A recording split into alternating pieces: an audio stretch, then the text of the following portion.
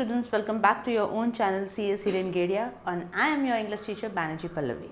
जैसे मैंने आपसे कहा कि टेंसेस चल रहा है, ग्रामर आपको बहुत इंपॉर्टेंट है, तो टेंसेस चल रहा है हमारा। पहले भाग में मैंने आपको टेंसेस के बारे में बताया था, जो था थोड़ा सा इन डेप्थ नॉलेज देने के लिए एक टेंसेस का बाइफिकेशन किया था, यानी डिवीजन किया था। तो उसमें शायद आपने देखा होगा कि प्रेजेंट, पास्ट, फ्यूचर और उसके 4 जो भाग है उसके बारे में। बहुत सारे बच्चे मुझसे बोल रहे थे कि मैम आप हिंदी में ज़रा समझाएं। ऑफ कोर्स हिंदी में कोशिश करती हूँ मैं समझाने की, but the problem is what, end of the day paper आपको इंग्लिश में लिखना है, तो थोड़ी बहुत दिमाग में रजिस्टर करने के लिए इंग्लिश मुझे बोलना पड़ता है। ऑफ कोर्स आपकी वजह से मैं हिंदी भी बोलना सीख गई हूँ, लेकिन फिर भी जब एक्सप्लेनेशन की बारी होती है, हिंदी में इंग्लिश की चीज़ों को एक्सप्लेन करना थोड़ा सा कठिन हो जाता है। बट स्टिल मैं कोशिश कर रही हूँ आपके लिए, तो आप भी कोशिश करिए मेरे लिए इंग्लिश में अच्छे से समझने की। तो यहाँ आपने देखा होगा कि जो पहला पार्ट था हमारा, उसमें मैंने आपको ये सारी चीज़ें समझाई थी। तो हम जानेंगे काल के बारे में। काल जो पहले मैंने ऑलरेडी आपको टेंसेस का थोड़ा सा डेप्थ नॉलेज दिया था, पर आज आपको मैं पूरे ही इन डेप्थ नॉलेज दूंगी। बहुत से बच्चे बोलते हैं हिंदी में बोली, हिंदी में समझाए। मैं कोशिश करती हूँ हिंदी में समझाने की। आज आपका जो वर्तमान काल, भूतकाल, भविष्य काल है, उसको पूरे हिंदी में समझाने की कोशिश करूँगी।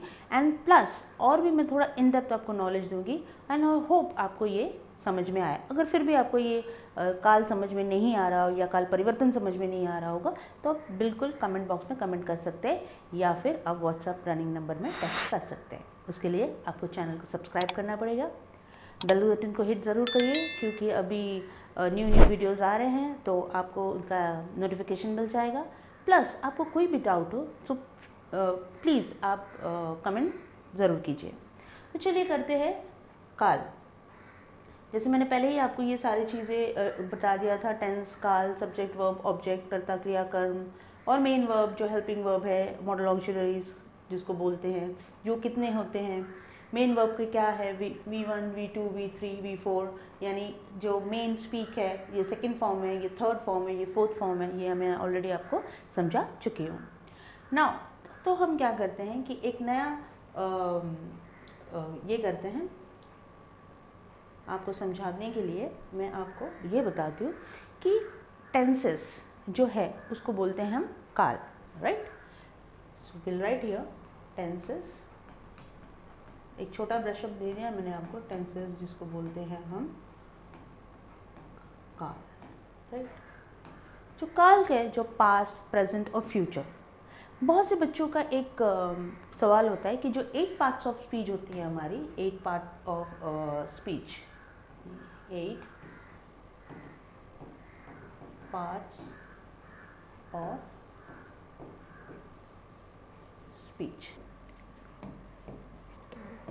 सो जैसे 8 पार्ट्स ऑफ स्पीच होता है, 8 पार्ट्स ऑफ स्पीच में हो गया आपका noun, verb, preposition, pronoun, adverb, adjective, conjunction and interjection, right.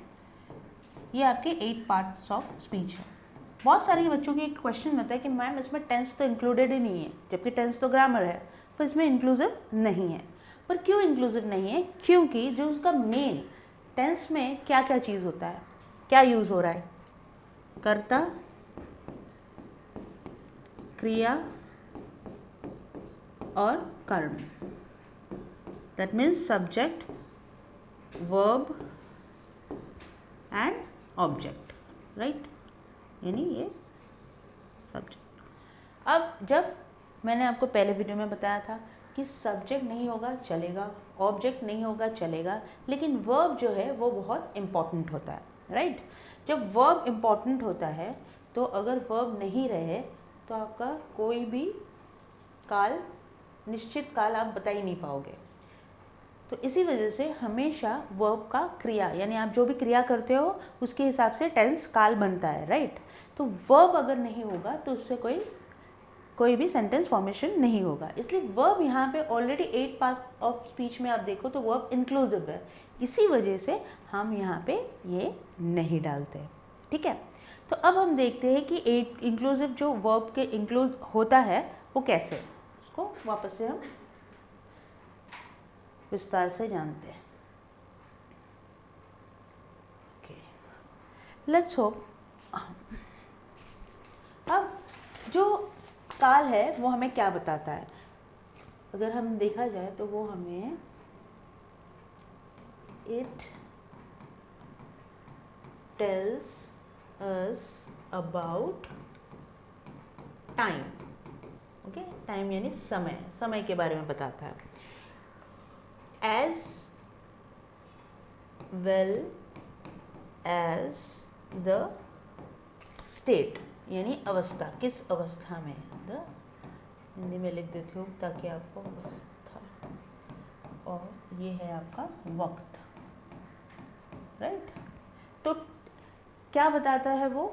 आपको बताता है वक्त, किस वक्त पे और किस अवस्था में है, राइट। कौन से state, present tense, present state में है या पास्ट टेंस में है, और डेफिनेट या इनडेफिनेट है, यानी काम कंप्लीट हो चुका है या काम कंप्लीट नहीं हो चुका है, यानी इनकम्प्लीट या कंप्लीट। अवस्था यानी कैसे स्टेट में है, उनका काम हो चुका है, हो रहा है या होने वाला है, ये स्टेट यानी इसको बोलते हैं अवस्था। तो it tells us about time, वक्त as well as the state यानी अवस्था। अब जैसे आप देखें हमारे पास, ओके, हम प्रेजेंट टेंस से शुरू करते हैं। प्रेजेंट को बोलते हैं वर्तमान, ठीक है, वर्तमान काल। पास्ट को बोलते हैं भूतकाल, और फ्यूचर को बोलेंगे भविष्यकाल। और ये जो तीन है, ये हमको क्या दिखाती है? हमको समय दिखाती है, यानी काल दिखाते हैं। It only shows us time, it shows time, वक्त दिखाता है ये, कि ये प्रेजेंट टेंस में है, फ्यूचर टेंस में है या पास्ट टेंस में, ठीक है। अब देखते हैं कि ये जो 4 है उसको सब डिवीजन कैसे, जब मैंने पहले भी वीडियो में आपको बताया है, फिर भी मैं आपको हिंदी में थोड़ा सा और संक्षेप में बता देती हूँ। ओके, अब इनके जो 4 पार्ट्स यानी द 4 सब डिवीजन बोल सकते हैं या 4 पार्ट्स बोल सकते हैं। Will show you the state, यानी यहाँ पे वापस से मैं बोल देती हूँ, स्टेट का मतलब यहाँ पे अवस्था, ठीक है। अब क्या होता है कि जब हमने ऊपर देखा, यहाँ पे हम जब देख रहे हैं तो हम ये जो प्रेजेंट, पास्ट और फ्यूचर है, ये क्या दिखा रहा है? ये टाइम दिखा रहा है हमें। क्या दिखा रहा है? टाइम दिखा रहा है, यानी वक्त दिखा रहा है। अब जब हम 4 डिवीजन करते हैं विल स्टेट, तो वो अवस्था दिखाता है हमको, यानी डेफिनेट है, कंप्लीट है, ठीक है। तो हम शॉर्ट में लिख देते हैं कि वो कंप्लीट या फिर इनकम्प्लीट है, ये बता रहे हैं, या प्रोसेस चालू है, प्रोग्रेसिव है, ये बताते हैं, ठीक है। Let's see further. तो हम देखते हैं कि पहला वाला जो है हमारा, फर्स्ट वाला जो प्रेजेंट टेंस है, प्रेजेंट टेंस, तो इसको हम क्या बोलेंगे? जो प्रेजेंट टेंस है उसका जो सेंटेंस होता है वो होता है शी टीचर्स इंग्लिश। चलो हम ऐसे लिख देते हैं, शी टीचर्स इंग्लिश, ठीक है। इसको हम कैसे बोलें? इसको वर्तमान काल बोला जाता है। तो ये अनिश्चित है। क्या है? अनिश्चित है। अब दूसरा वाला जो है, इसको प्रेजेंट इंडेफिनिट भी बोलते हैं, ओके। इसको हम प्रेजेंट इंडेफिनिट बोलते हैं, इनडेफिनिट। डेफिनेट की स्पेलिंग प्लीज़ याद रखें, इनडिफाइनिट नहीं होता, डेफिनेट होता है, इनडेफिनेट होता है। और ये इसे हमें पता नहीं होता, वो पढ़ाती है, इंग्लिश पढ़ाती हैं, मतलब उनका काम है ये, ठीक है। वो डेफिनेट है, इनडेफिनेट है। उसके बाद क्या करती है, आगे पढ़ाएंगी नहीं पढ़ाएंगी, वो सब के बारे में कुछ पता नहीं है। सो यहाँ पे हम, ये अनिश्चित होता है, ठीक है। अब आ गया आपका प्रेजेंट, ये सिंपल प्रेजेंट टेंस हो गया। अब आ गया सेकेंड आपका present continuous tense. Present continuous tense में प्रेजेंट कॉन्टिन्यूस को हम प्रेजेंट इम्परफेक्ट भी बोलते हैं, इनको हम यहाँ पे लिख देते हैं इम्परफेक्ट। यानी यहाँ पे काम चालू है, शी इज़ टीचिंग का काम चालू है।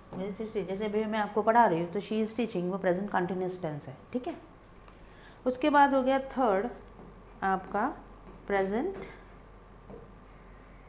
परफेक्ट। प्रेजेंट परफेक्ट में क्या होता है, अब यहाँ पे भी आप देखेंगे तो ये इम्परफेक्ट भी है और इट्स ऑन, इनकम्प्लीट भी है, ठीक है।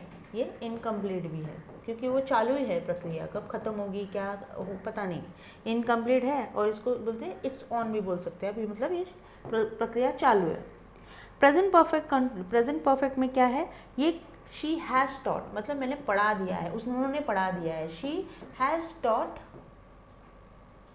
English, right. तो इसमें क्या होता है कि ये ख़त्म हो चुका है, यानी ये प्रक्रिया आपकी ख़त्म हो चुकी है, ये जो चल रहा था वो ख़त्म हो गया, तो इसको आप कंप्लीट बोल सकते हैं। तो this is the completed part, perfect यानी हो चुका है, this is the perfect completed part. अब ये जो पार्ट है, जो लास्ट वाला आपका प्रेजेंट परफेक्ट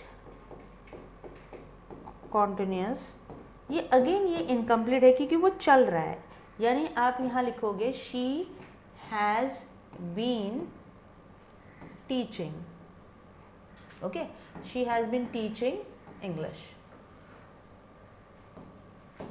अब ये जब she has been teaching English होता है तो समझो ये हो गया आपका, यहाँ पे ना टाइम का स्पेसिफिकेशन होता है, आवर्स के लिए, मंथ्स के लिए, ईयर के लिए। तो यहाँ पे आप यहाँ पे लिख सकते हैं she has been teaching English for 20 years, okay. Has been का जो फैक्टर है ये आपको इनकम्प्लीट बताता है, पर जैसे ही आप टाइम दे देते हो, यानी उस टाइम से तक फॉर 20 ईयर्स, तो यहाँ पे वो कंप्लीट हो रहा है 20 सालों से। अब इसका आपको याद रखना होगा, तो कैसे याद रखोगे आप, सिंपल, यहाँ आपका पास्ट है, यहाँ प्रेजेंट लिखे हम क्योंकि हम प्रेजेंट कंटिन्यूस की बात करें, प्रेजेंट, और ये हो गया आपका फ्यूचर, ठीक है। अब ये जो प्रेजेंट है, ये जो प्रेजेंट है वो यहाँ शुरू हुआ है, ठीक है, यहाँ शुरू हुआ है, यहाँ से वो यहाँ तक है, ये यहाँ नहीं गया है, यहाँ से शुरू हुआ है यहाँ तक है, चल रहा है, मतलब प्रेजेंट में going on, is going on, started in the past, started past में स्टार्ट हुआ है और प्रेजेंट में चल रहा है। अब ये क्यों लगा, आप बोलोगे ये तो पास्ट में शुरू है तो भूतकाल हो जाएगा, कैसे, क्योंकि हैज़ बीन जो है वो इनकम्प्लीट फैक्टर है, राइट। वो हैज़ बीन यहाँ से आया है, अब यहाँ से काम करते करते उसको 20 साल हो गए, यहाँ तक आते आते 20 साल हो गए, इसलिए अभी तक वो काम चल रही है, यानी एक समय पे शुरू हुआ है, अभी तक वो चला आ रहा है।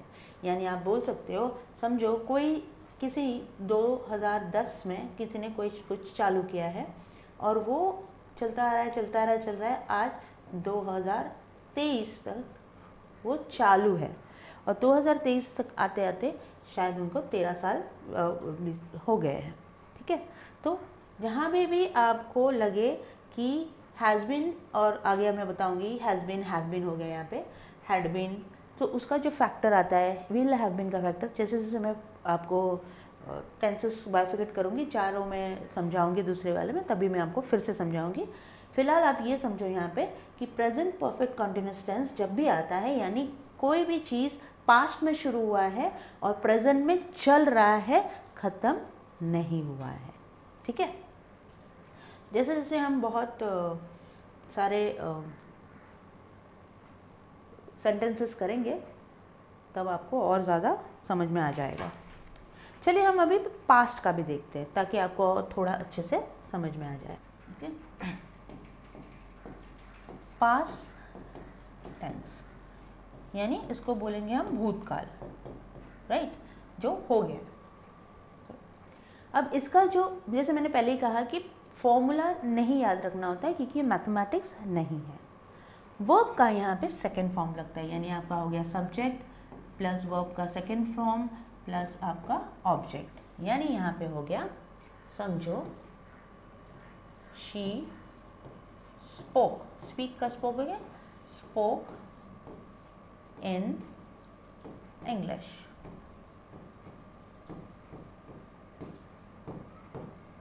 ठीक है। अब यहाँ पे सिंपल पास्ट टेंस का हम दो ये देखेंगे। पहला वाला हो गया सिंपल पास्ट टेंस, अब इसके बाइफिकेशन, सिंपल पास्ट टेंस आपको मैंने बता दिया। सेकंड वाला हो गया आपका पास्ट कंटिन्यूस टेंस। अब पास्ट कंटिन्यूस टेंस में क्या आता है? कंटिन्यूस टेंस हो गया आपका शी वॉज स्पीकिंग, क्योंकि वो चालू है, स्पीकिंग इन इंग्लिश, वो इंग्लिश में बात कर रही थी। Okay, then past perfect continuous, sorry, past perfect tense, I'm sorry, one second, past perfect tense, जहाँ पे आप देखेंगे जो चुका था, पास्ट परफेक्ट चुका था बोल सकते हैं आप उसको, हो गया था, तो शी हैड, तो आप क्या लिखोगे? शी हैड, जो शी हैड वही ले लेते हैं, शी हैड, वर्ब का थर्ड फॉर्म लग जाएगा स्पोकन इन इंग्लिश। जैसे मैंने यहाँ सब्जेक्ट वर्ब ऑब्जेक्ट दिया है, यहाँ पे भी मैं आपको दे देती हूँ ताकि आपको लगे, नहीं तो आप सोचोगे कि मैम ने सिर्फ एक ही दिया, यहाँ का तो दिया ही नहीं। पर फिर भी कहूँगी कि फॉर्मूला को याद ना रखें क्योंकि ये मैथमेटिक्स नहीं है, हम फॉर्मूला के हिसाब से बात भी नहीं करते। अगर आप देखो जो भी इंग्लिश में बात करते हैं या जो भी कॉन्वर्जेशन बड़े बड़े लोग करते हैं, तब आप देखना कि वो ये जो आप फॉर्मूलाज होता है उनके बेस पे नहीं होता है, लेकिन उनको लिया जाता है। ठीक है, तो आपका बेस है ये। अब ये देखिए यहाँ पे लग गया सब्जेक्ट प्लस वॉज या वर का फैक्टर,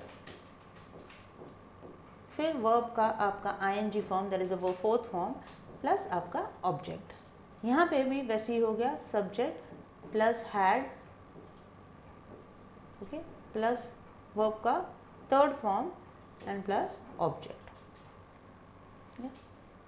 मैंने प्रेजेंट में भी नहीं बताया था, तो मैं उनको भी आपको वापस एक बार पूरी चार्ट बना के बता दूंगी।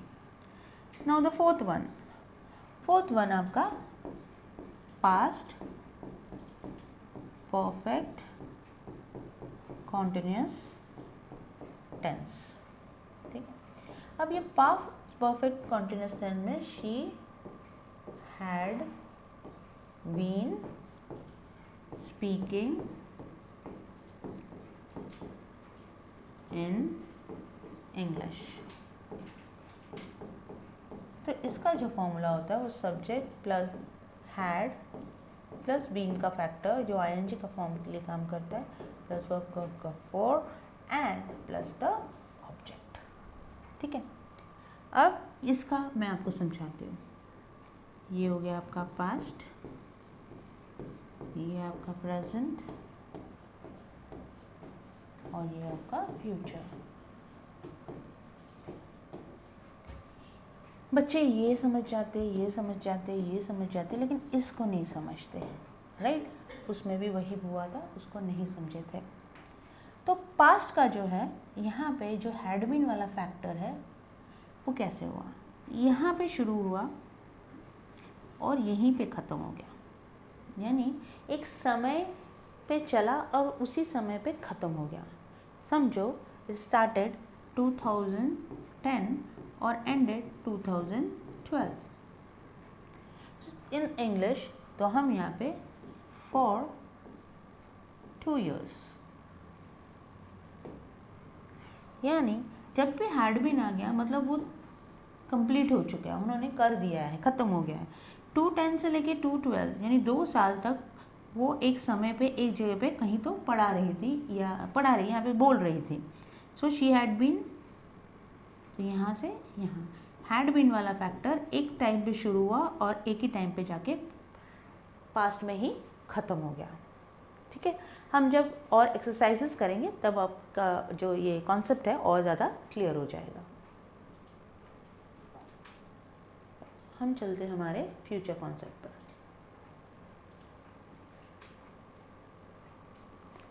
फ्यूचर में भी सेम है आपका, जो फर्स्ट है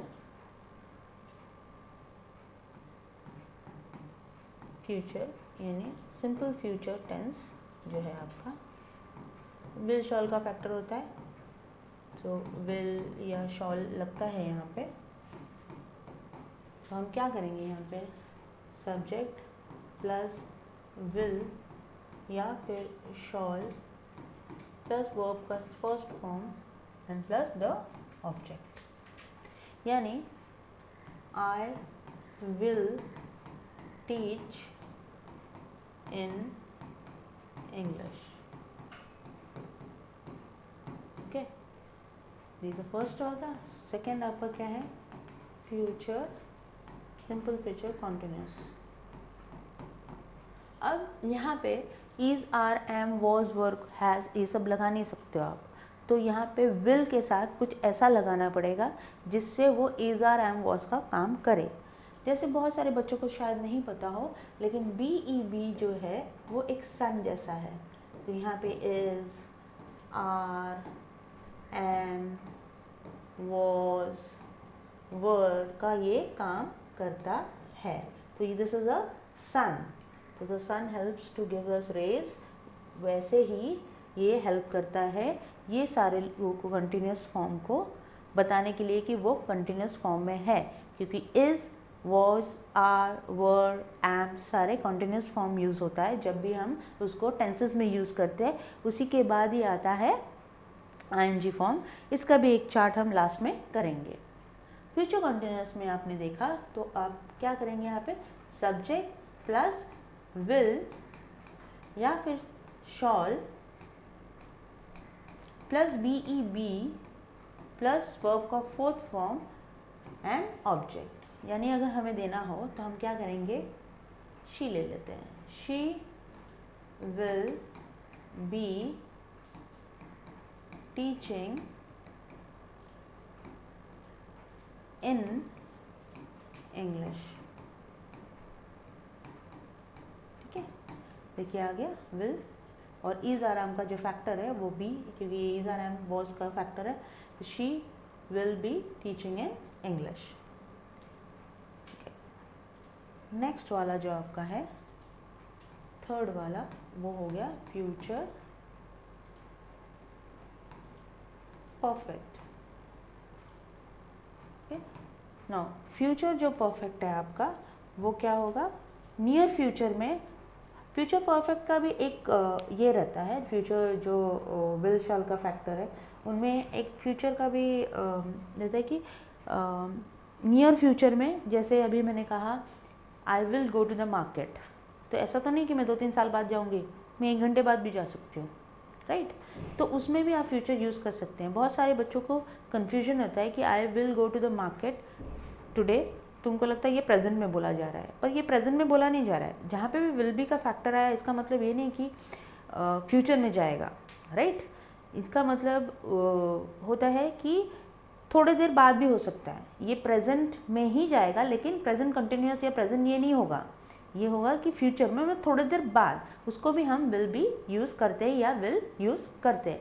या ऐसे लेके I will be going to the wedding, okay, अब वेडिंग में मैं जाऊंगी, तो ये फ्यूचर में जाऊंगी नहीं, ये शायद कल है वेडिंग या शाम को है वेडिंग, तो उसमें भी आप विल बी यूज़ कर सकते हैं, विल यूज़ कर सकते हैं, तो future can be done like that. Now future perfect जो है उसका फॉर्मूला आपका subject plus will have been, okay, will के plus have plus been third form to be, हमें बीन लगाया तो आप थर्ड फॉर्म भी बोल सकते हो उसको, लेकिन आप कंफ्यूज हो जाओगे। मैं बेटर है आपको विल हैव डाल देती हूँ। विल हैव प्लस वर्ब का third form plus object, right.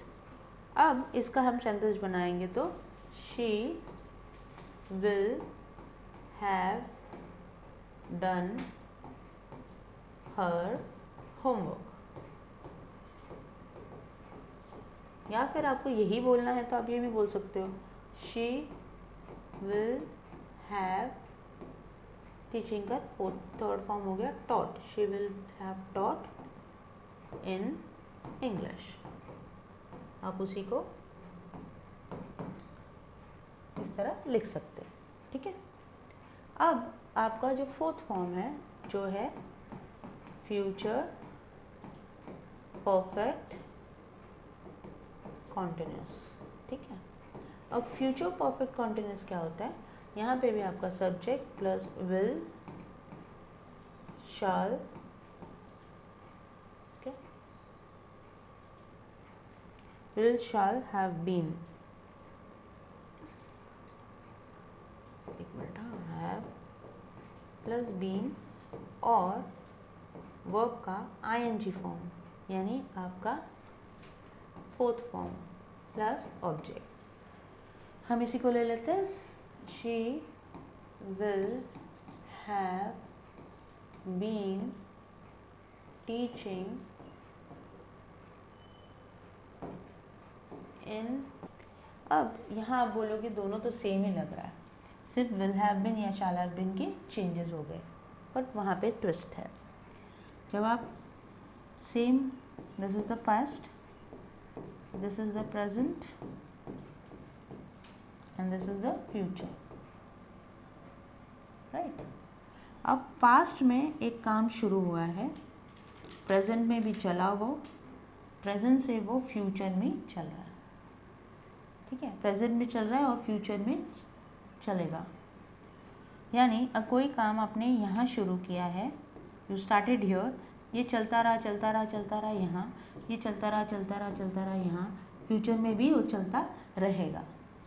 Suppose आपको बोलना है कि उन्होंने फॉर 2 आवर्स इन फ्यूचर, यानी सब 20 साल काम किया, फ्यूचर में जाके 20 साल कंप्लीट होगा, ये ऐसा लिखा है she will have been teaching in English for 20 years now या 20 ईयर्स इन फ्यूचर, तो वो फ्यूचर में 20 साल फ्यूचर में कंप्लीट होगा, यहाँ पे कहीं पे नहीं होगा।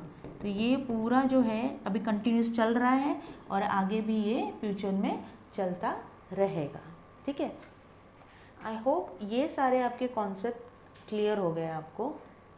फिर भी कोई डाउट हो तो हम तो है ही, आप कभी भी हमें टेक्स्ट कर सकते हैं, व्हाट्सएप मैसेज ड्रॉप कर दीजिए, और भी अगर आपको लगता है कि कुछ और करना है इसके बारे में तो आप डेफिनेटली इसको बता सकते हैं हमें अपने कमेंट में कमेंट करके। ये बहुत सारे बच्चे कह रहे थे कि उनको ग्रामर में कुछ ऐसी चीज़ें चाहिए जो हिंदी में ज़्यादा हो।